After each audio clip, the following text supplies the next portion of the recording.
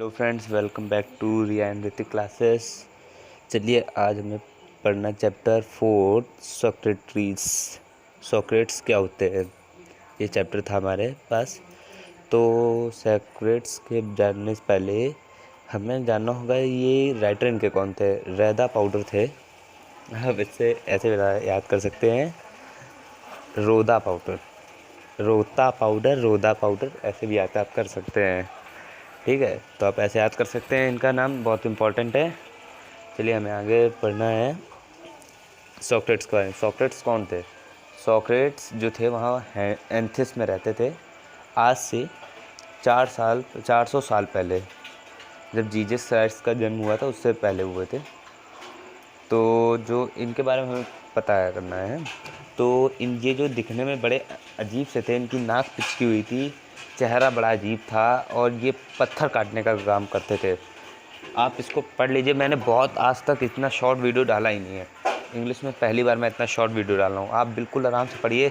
Like subscribe आपके मन का है, आप करिए अथवा ना करिए, ठीक है। मैं कभी नहीं कहता हूँ लाइक सब्सक्राइब के लिए, ठीक है। बाकी आप शेयर कर दीजिएगा, जिससे आपका फ़ायदा हो, दूसरों का फ़ायदा हो सके इससे। तो ये बड़े अजीब लगते थे देखने में, लेकिन इनको मालूम नहीं था क्या होता है, कि ये हमारे गॉड क्या हैं, ये है। बस उनको जो मालूम था, बस जो किसी ने बता दिया कि ये हमारे गॉड हैं, बस उन्हीं के पास पीछे चलना होता था। जो सोक्रेट थे वह बचपन से बड़े अच्छे और मतलब समझदार टाइप के थे। उनका धीरे धीरे मन, ये जो खेल कूद की भावना होती है, इनसे हट गया। उनका मन भगवान की भक्ति की तरफ ज़्यादा बढ़ा। वह एंथिस में रहते थे, तो वह एंथिस के लोगों को जगाना चाहते थे भगवान के प्रति, कि जो सब बताते वो भगवान नहीं है, भगवान आपके मन में है, उनको पूजिए। तो जब ये एंथिस के लोगों को पता चला कि कुछ लोग अच्छे थे, कुछ लोग बुरे थे, धीरे धीरे जो सोक्रेट्स थे वह सबके चहेते बन गए।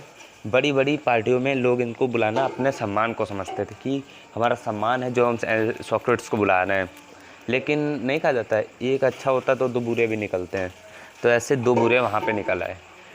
अब मतलब दो नहीं, मतलब निकल आए हैं।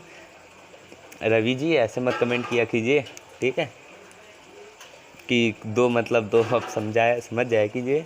सौरभ जी आप भी ऐसे कमेंट करते हैं। तो फिर निकल आए, तो उन्होंने जो है इनके खिलाफ़ केस दायर कर दिया। जी हाँ सौरभ जी, बिल्कुल सही, केस ही दायर किया था। हाँ बिल्कुल चलता था, तब बिल्कुल केस चलते थे। तो उसके बाद पुलिस जो है इनको पकड़ के ले जाने के लिए आ रही थी, तो इनके साथियों ने बोला कि तुम चले जाओ, ये वरना ये तुम्हें ले जाएंगे पकड़ के।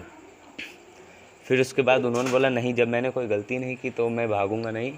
फिर इसके बाद जो है ये गए, तो इनके ऊपर मुकदमा सिद्ध हो गया कि ये भयभीत कर रहे हैं दूसरे, मतलब एंथिस के लोगों को बेवकूफ़ बना रहे हैं, ऐसा मुकदमा दायर हुआ था।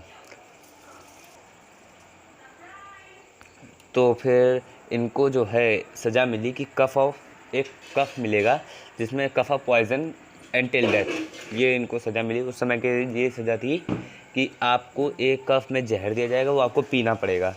ये सुन के सब लोग बड़े रोने लगे। तो उन लोगों ने बोला कि आप प्लीज़, जो सोक्रेट्स थे उन्होंने बोला रोइए मत। जब जेलर जो है कफ लेके आ रहा था पॉइज़न का, तो वो कह रहा था मुझे माफ़ कर दीजिएगा। तो उन्होंने बोला नहीं, तुम्हारी इसमें कोई गलती नहीं, तुम अपना काम करो, बहुत अच्छी बात है। इसके बाद जो है उन्होंने जैसे ही कफ अपने हाथ में लिया, तो वो जो जेल था वहाँ पे शोर मच गया। तो उन्होंने बोला रुक जाओ, मुझे आराम से मरने दो। फिर इसके बाद जो है वो कफ ऑफ जो पॉइज़न था वह पी गए। उन्होंने जैसे आधा पिया, फिर से लोग रोने लगे। तो उन्होंने बोला कि प्लीज़ साइलेंट।